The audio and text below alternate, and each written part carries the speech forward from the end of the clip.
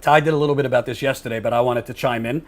So obviously we cover Flint a lot. We cover Flint a lot, just because I'm coming to you from our studio here. We're still working on some Flint stories, so don't you worry. And we haven't forgotten about Flint.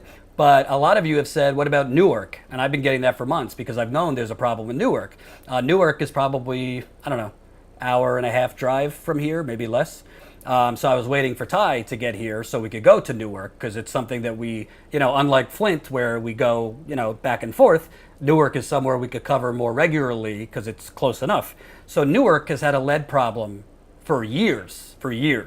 And it's not like Flint where, they switched to the river and they forgot to put, the proper chemicals in and all this. This is like in many cities across America. Minority community. It's very, very poor.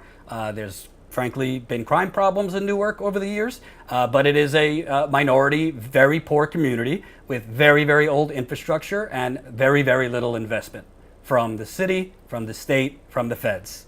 So now, all of a sudden, the people of Newark have been screaming about this for years. Now, finally, they are starting to get some attention.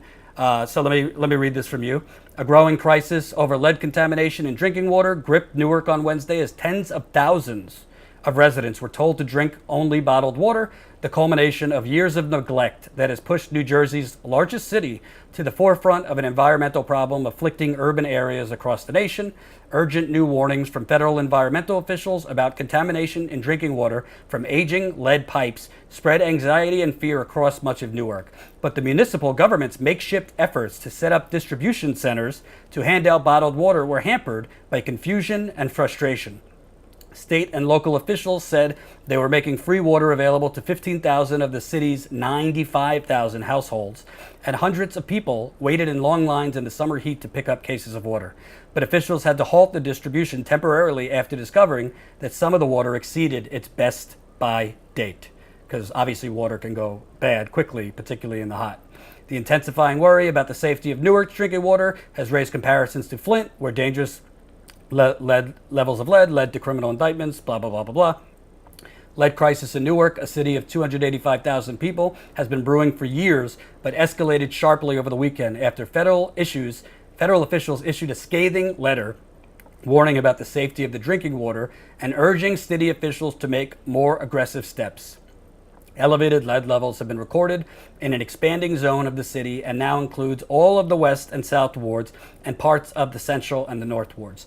I don't really need to read the rest because honestly, it's whether it be different cities, it's usually the same exact story. This country, particularly in poor, black, indigenous, brown communities, is basically playing Russian roulette with those citizens. Basically, underneath some of the blocks in these areas have homes built in the early 20th century.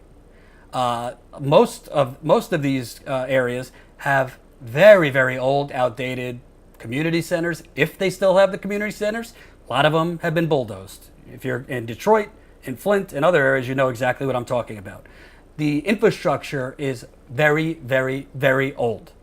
Occasionally there's grants for certain, nice parts, nice new buildings or nice new programs, and then they say, oh, Newark's coming back. It's the same thing they do in Detroit, where they've beautified like a 10 to 15 block radius, and they're leaving the rest of the city to rot.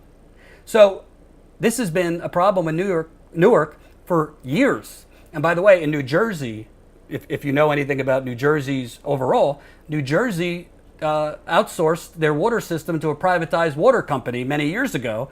And the New York Times actually wrote it. I think it was Bayonne, New Jersey. The city basically outsourced it to a private water company. And guess what?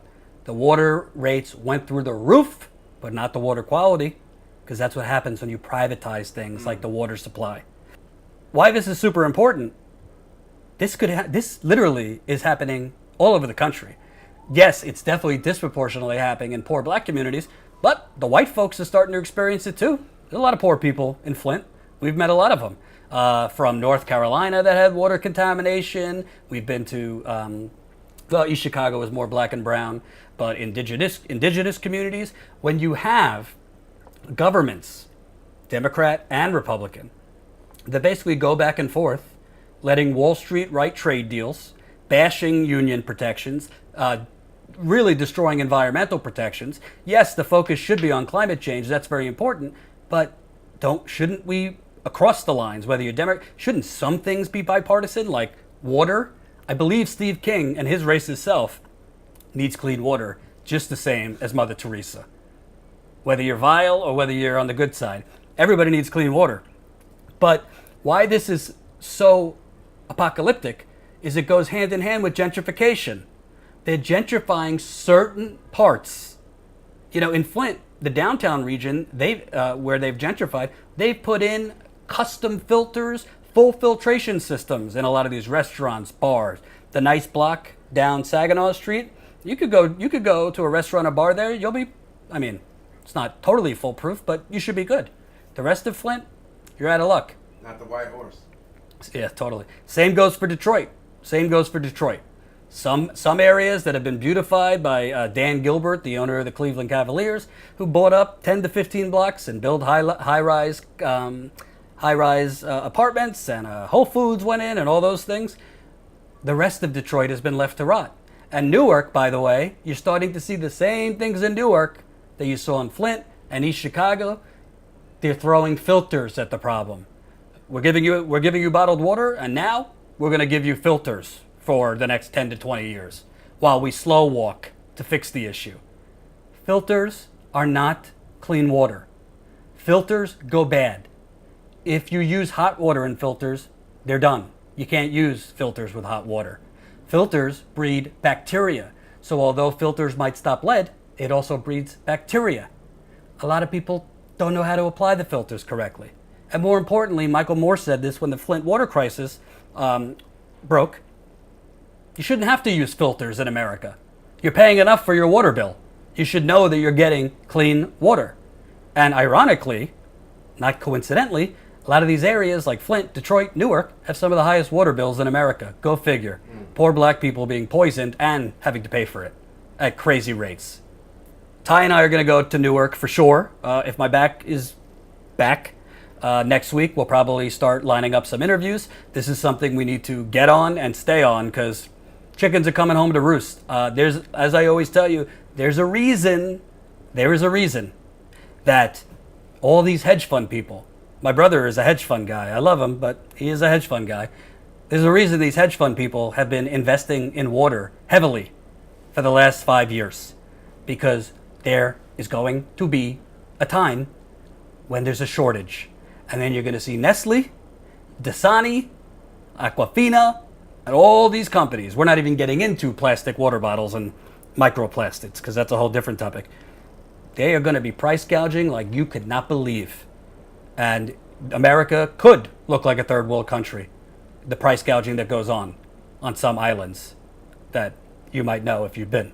So this is very important. As I said in the case of Flint, it really doesn't matter if it's Newark, Flint. You might say, oh, it's not happening near me. Well, how do you know what you're drinking is clean? Have you tested it? You might have tested it with something you get at like CVS or something, but that's not a custom water test. It doesn't go to a lab.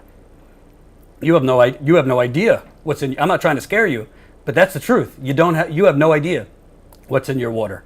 Also, do you know if your home or apartment complex or where you live is near any industrial sites? Do you know if your home or apartment complex is near old factories that were bulldozed? Do you know what how old the pipes are under the ground? Do you know what the sewage system is like? These are all questions that affect your water source. Might sound boring, but it's important. So now that I'm a little freed up after getting this business plan done, going to start lining up some interviews, get on the ground there, talk to people. Obviously, I know what the government's going to say. They're going to pretend that, oh, it's not as bad, and this is what the government does. Because the city of Newark certainly doesn't want to acknowledge how bad the problem is. It's going to cost a lot of money to fix it. But I guarantee you, when the farmers were affected by Trump's stupid trade war, he was throwing bailout money at the farmers and this and that.